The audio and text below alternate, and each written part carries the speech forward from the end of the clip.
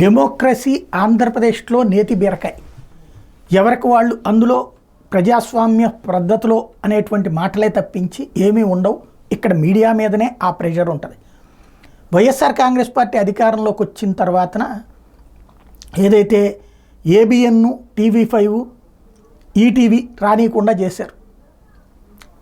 Cable ఆపరేటర్లతో మాట్లాడి మహా TV కూడా రానియకుండా చేశారు. అయితే ఆ తర్వాతన వాళ్ళు రకరకాల ప్రయత్నాలు చేసి తెప్పించుకోగలిగారు. కొన్ని చోట్ల కోర్టు ఆర్డర్లు అవి ఇవి పెట్టి అయినా సరే అందనీయకుండా చేశారు ప్రసారాలు. అది అప్రజాస్వామికం. ప్రజాస్వామ్య వాతావరణం ఆంధ్రప్రదేశ్లో కావాలి. ఇప్పుడు ఎన్నికలు జరిగినాయి, అధికార మార్పిడి జరిగింది.